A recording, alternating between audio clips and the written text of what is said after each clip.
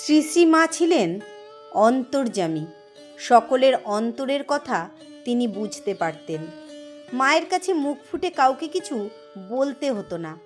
মা তার সন্তানদের অন্তরের কথা বুঝে নিয়ে সেগুলো পূরণ করে দিতেন। তার ভক্ত সন্তানরা অবাক হয়ে ভাবত, মা কেমন করে জানলেন?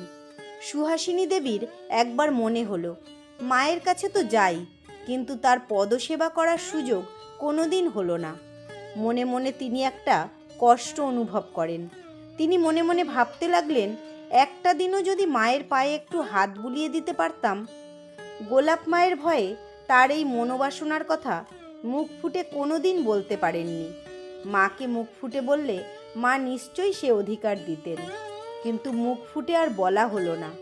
সুহাসিনী দেবীর কথায় মনের ইচ্ছা মনেই চেপে কাঁদতাম, আর মনে মনে বলতাম, মা গো, ঠাকুরকে তো দেখিনি, তোমার দয়ায় তোমাকে দেখলাম, তোমার কথা শুনলাম, তোমার চরণ স্পর্শ করলাম, আবার মাথায় মুখে তোমার স্পর্শ পেলাম, কিন্তু সংসারী বলে কি আমার একটু সেবা নেবে না?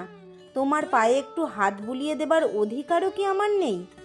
এরপর একদিন তিনি মায়ের কাছে গেছেন। সেদিন শান্তি ছিলেন তার সঙ্গে। ঘরে ঢুকে সুহাসিনী দেবী দেখলেন মা শুয়ে আছেন।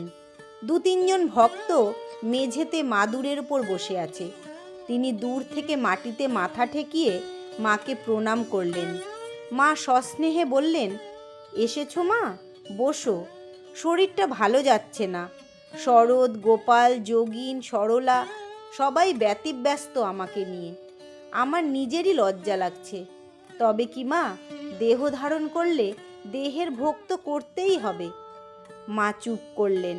কিছুক্ষণ পর সুহাসিনী দেবীর দিকে তাকিয়ে মা বললেন, বুড়ো হয়েছি, বাতে ধরেছে, হাতে পায়ে বাতের ব্যথা, টিপে দিলে একটু আরাম হয়, তুমি একটু টিপে দেবে?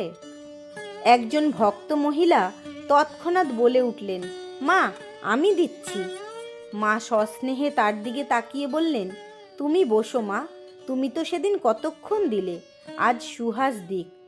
সুহাসিনী দেবীর মন আনন্দে বিগলিত হয়ে গেল। তার দু চোখ আনন্দে ভরে গেল। তিনি পরম যত্নে মায়ের পা দুখানি কোলের মধ্যে তুলে টিপে দিতে লাগলেন। মা ছিলেন সত্যি অন্তর্যামী। এভাবেই মা তার প্রতিটি সন্তানের অন্তরের কথা বুঝে নিয়ে সেগুলো পূরণ করে দিতেন।